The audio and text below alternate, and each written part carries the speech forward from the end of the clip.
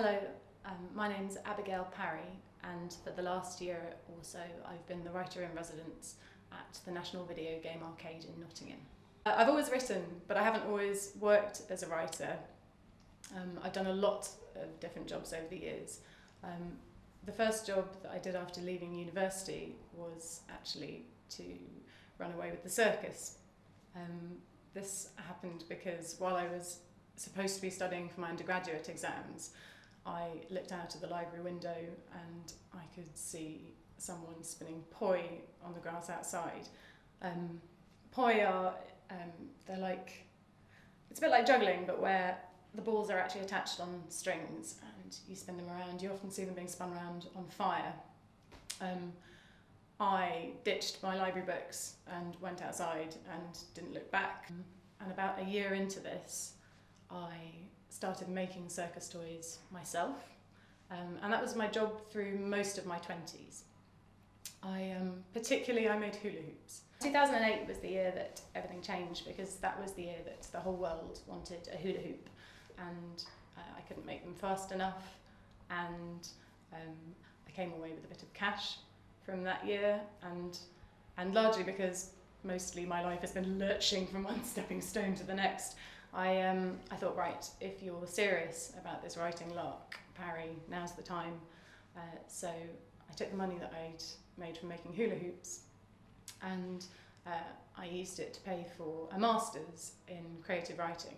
But a little way into the MA, I began publishing under my own name, and at the end of it, I was lucky enough to win an Eric Gregory Award, which is an award that's given to encourage writers under the age of 30. So I finished my PhD in February of last year, and the thesis had been on poetry and play and the relationship between poetry and games.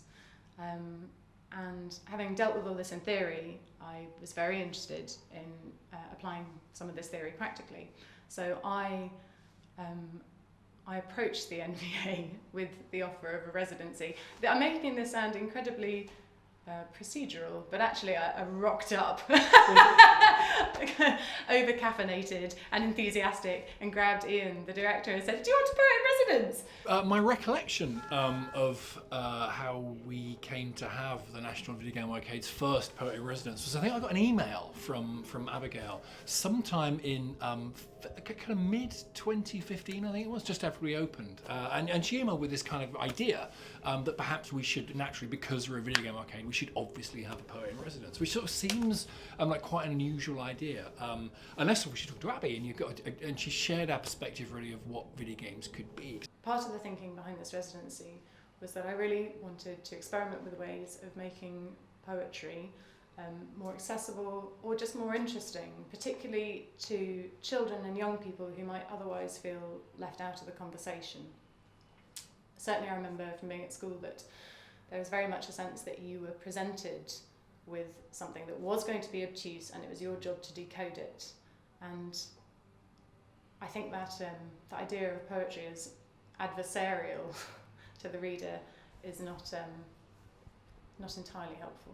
The great thing about what games are for us and our approach to what games are and how we talk about them to other people is that games are this fantastic meeting point of almost every creative industry, every art form that's ever pre-existed, whether that's music or physics or design or choreography or of course literature and art and narrative and structure. And they all come together in this really confused, difficult, changing thing called video games, which you're not quite sure really what video games are, and it's kind of being redefined all the time. So it seemed like a really natural and exciting and progressive project to have someone based here for a whole year exploring what video games could be in the context of poetry and of literature. In Japanese, there is a formalised series of references that you can use to situate your reader in the correct season for the haiku. So, for example, if you were to encounter a frog in a haiku, this is a summer haiku. We don't really do this in English, although obviously if you chuck in blossom or Christmas trees, you sort of know where you are. We don't have the same convention of bringing in the seasonal reference. However, in a game world, if there's an element of the game that you can interact with, that as a player that will actually change the season of the game world, then that has something interesting to say about how a word like that operates in the Japanese haiku.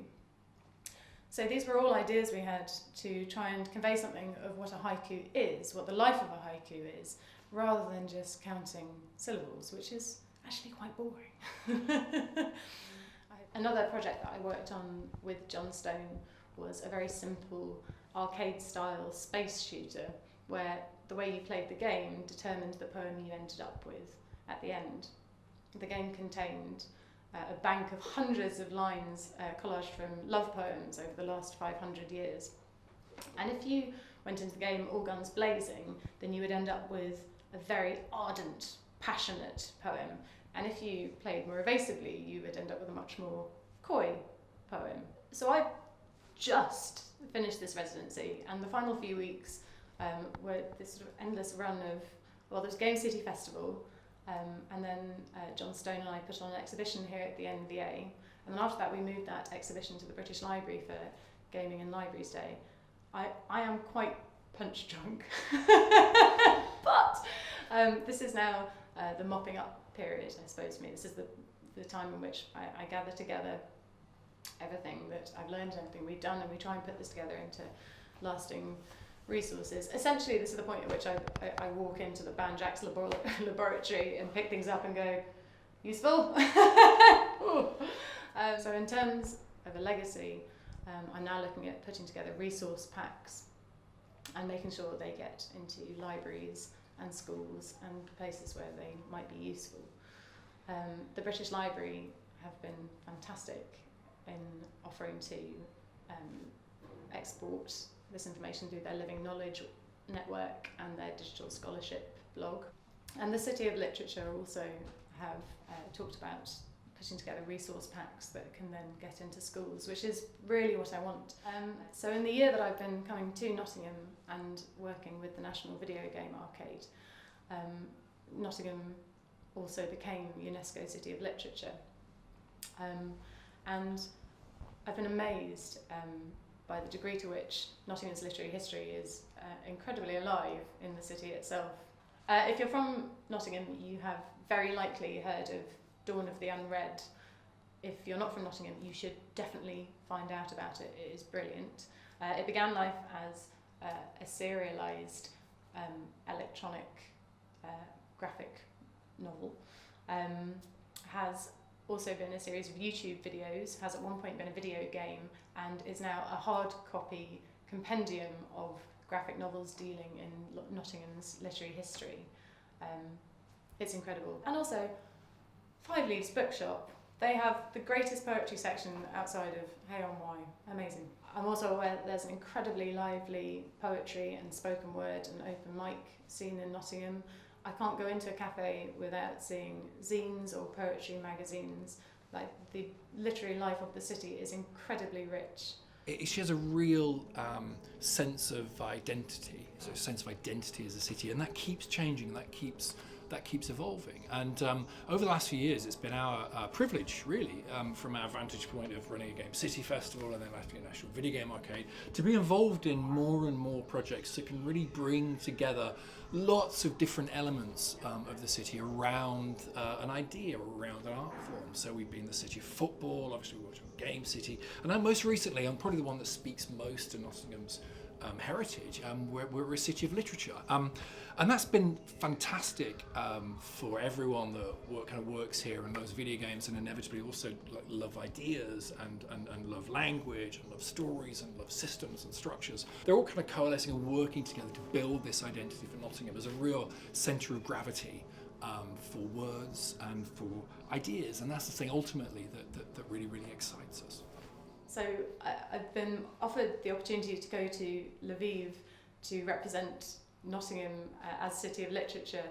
I should say I feel like a little bit of a changeling because I'm not actually from Nottingham. However, as someone drawn to Nottingham and working in Nottingham, I'm going.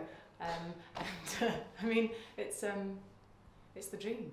It's being sent abroad to a big literary party. I'm incredibly excited.